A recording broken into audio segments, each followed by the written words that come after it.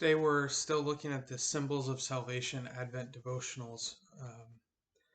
And today's text is Hebrews 2, verse 9. It says, "But we see him who for a little while was made lower than the angels, namely Jesus, crowned with glory and honor because of the suffering of death, so that by the grace of God he might taste death for everyone."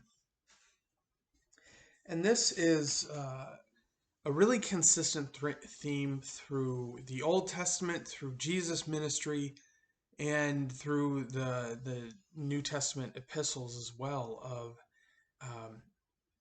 of lowering oneself, of the humility that is iconic, of our relationship with God, and of the way that He's kind of designed us to live. We're not designed to live to bring glory to ourselves, to bring respect to our name, however you want to talk about that. We're called the lives of humility, and I don't know if I've said this before in daily devotions, because it's a lesson, and the reason I say it, and I'm not sure if I've said it here before, is because I know I've used this before, because it's been a very powerful lesson for me. And it's kind of this idea that humility isn't, it looks different than false humility, right? Because false humility is like denying your gifts and abilities. It's knowing that you're gifted at something. For example, the Lamar Jackson. For those of you who are sports fans, and maybe even some of you who aren't, Lamar Jackson is an incredibly gifted athlete. So for him to go then from a podium and say, "Oh, I'm not that good," it's not true, and everyone listening to that knows it's not true. He's one of the most athletic individuals in the National Football League, in the world, probably.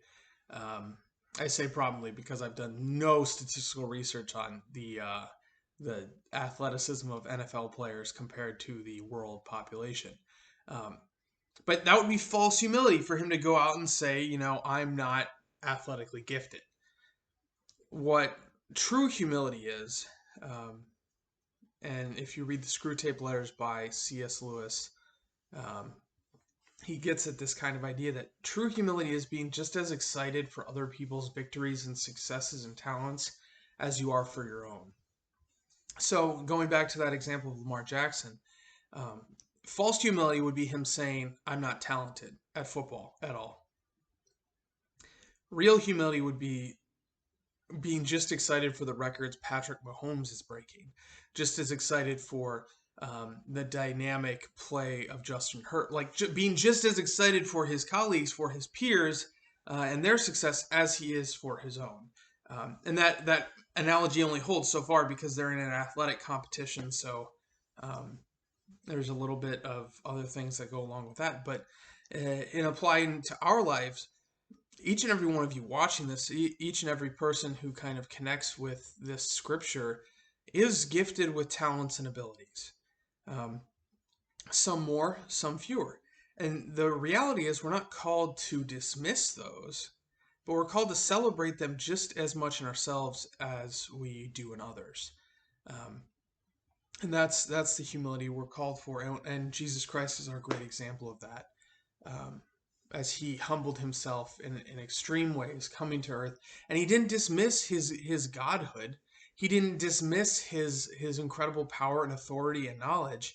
But he built others up in their strengths, admittedly, that he gave them.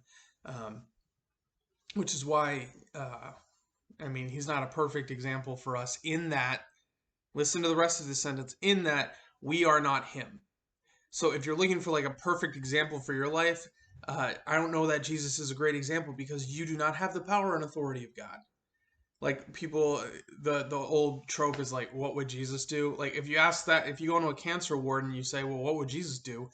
He could heal everybody, right? And you can't do that. So I think the better question is, what would Jesus have me do? And by his example on earth, that he said he would have us live with humility. And that is our breakdown of the devotion for today. So, with that, brothers and sisters, go in peace. Serve the Lord. Thanks be to God.